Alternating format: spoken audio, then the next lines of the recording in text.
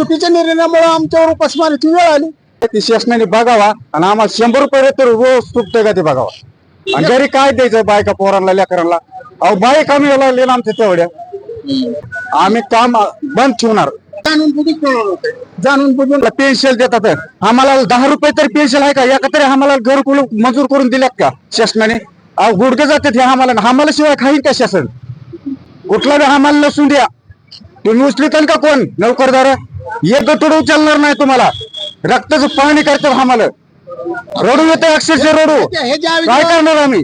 घरी जायची पंचायत आली आमची. आता घरी जावं तर बायकामध्ये इतके दिवस केलं काय फायदा? राहणार तर काम होईनात आम्हाला.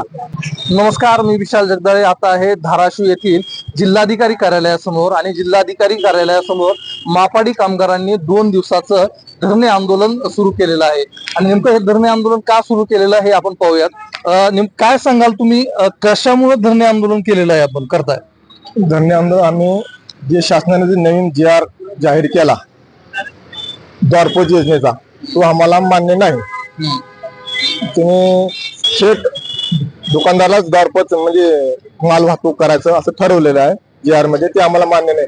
कारण 10 किलोमीटरच्या आतले जवळपास 60-70% दुकान आमचे द्वारपोचला जाते. रात्री 30% मध्ये आमची उद्योग भागत नाही.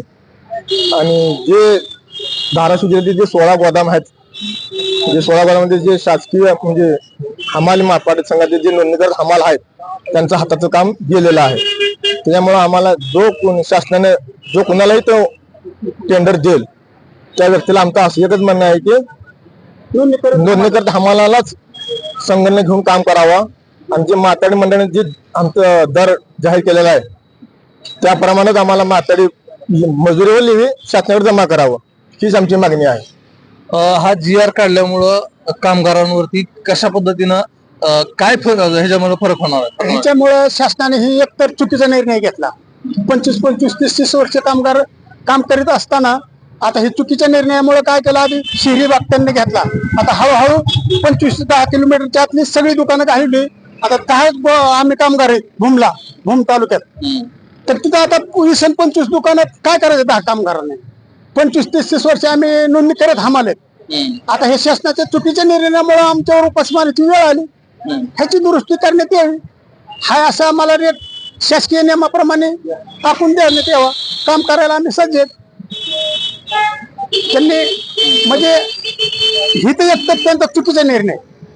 बरं, आम्हाला कुठलं निवेदन नाही, कुठला मेळावा नाही, कुठले असं हे नाही, सभासद अगर कुठलं काय मिटिंग नाही, न काय करता ही चुकीच्या निर्णयामुळे ही अख्ख्या जिल्ह्याला उपासमारीची वेळ आली. आम्हाला वाटते अचानकपणे घेतलेला निर्णय. अचानक पद्धती कुठलं आम्हाला त्याची सूचनाच नाही ना. पूर्वी सूचना नाही कुठली कसली सूचना नसताना ही चुकीच्या निर्णयामुळे आम्हाला उपासमारीची वेळ आली.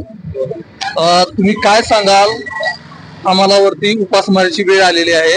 कुटुंब कसं चालणार आहे आता? आमचं असं झालंय आता ज्ञानाळा गोडवांचा आमच्या गोडवनापासून 25 किलोमीटर दुकान आहेत लांब. आणि आता 10 किलोमीटरची चालली. तर त्या टायमाला 10 किलोमीटरची होती का नाही, 2 खेपा होत होत्या. आता 25 किलोमीटरला लांब जावं लागतंय. त्याच्यामुळे आमची ही खेपच एक होती. आम्ही 6 माल तिथं. आणि एका खेपाचं होत्यात किती पैसे ते शासनाने बघावा. आणि आम्हाला 100 रुपये तर रोज चुकतोय का ते बघावा. आम्हाला भरपूर कामाचा मोबदला द्यावा. ती गाव आमची आम्हाला द्यावा. कामाचा तपशील घेण्यात यावा. आणि आमच्या बोर्डाकडे सगळी लिही असं ते फंड ते सगळं भरून टाकावं. ते आमची तळतळीची नव्हती. का तर गावं गेल्याच्या नंतर आम्हाला येतच काम. आणि दर दिवस कामाला आम्हाला साहेब बोलणार तिथं एकच खेप करणार. आणि 10 किलोमीटरच्या गावाला 1-1.5 तासात टेम्पो येत होता. आता 3 तास टेम्पो येत नाही. दुसरी खेप आम्हाला करीत नाहीत बाहेरची. मग आम्ही एक खेपासाठी कवर बसायचं बरोबर. आणि घरी काय द्यायचं बायका पोरांना लेकरांना. अहो बाई कमी लागले ना आमच्या तेवढ्या. आम्हाला जर 200 रुपये जायचं म्हणलं तर बायला 400 रुपये रोज झालाय.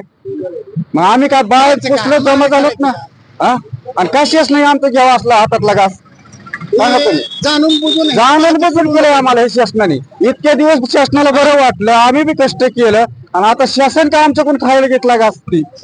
हा निर्णय माघारी नाही घेतला तर पुढे तुम्ही काय करणार? आमची संघटना आमची 16 गोडांची आणि बाकीचे सुद्धा आम्ही काम बंद ठेवणार. काम आंदोलन करून बंद ठेवणार. काम बंद ठेवणार. काय करणार आम्ही तेवढ्या?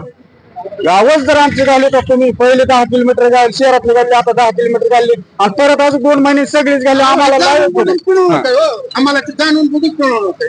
जाणून बुजून बरं नोंदणी करत आम्हाला आता ती बाहेर ती 10 रुपयेवाले अगर रस्त्यावर कोणी उचलतं सगळ्याच नोकरदाराला ही देतात शेवटला पेन्शन देतात आम्हाला 10 रुपये तरी पेन्शन आहे का एका तरी आम्हाला घरकुल मंजूर करून दिल्यात का शासनाने गुडघे जातात हे आम्हाला शिवाय खाईल का शासन कुठला बी आम्हाला नसून द्या तुम्ही उचलिताल का कोण नोकरदार एक गतोड उचलणार नाही तुम्हाला रक्ताचं पाणी करतात आम्हाला रडू येतं अक्षरशः रडू हे ज्या काय करणार आम्ही घरी जायची पंचायत आली आमची आता घरी जावं तर बायका मध्ये इतके दिवस केलं काय फायदा राहणार तर काम आहे ना आम्हाला मग आम्ही करायचं काय आम्ही शासनाच्या दारात बसणार आम्हाला जर नाही हे दिलं तर हा पूर्ण कोरोनामध्ये आम्हाला मरणाची कामं करून घेतली कोरोनामध्ये आम्हाला घरची सुद्धा आम्हाला येऊन देत नव्हती गोंदिवून गाड्या यायच्या त्या लोकांमध्ये कामं करावं लागायची आम्हाला आमच्या घरची सुद्धा आम्हाला बाहेर खिदोडून काढायची म्हणजे असं म्हणलं तर हरकत नाहीये कोरोना काळामध्ये मापाडी कामगारामुळे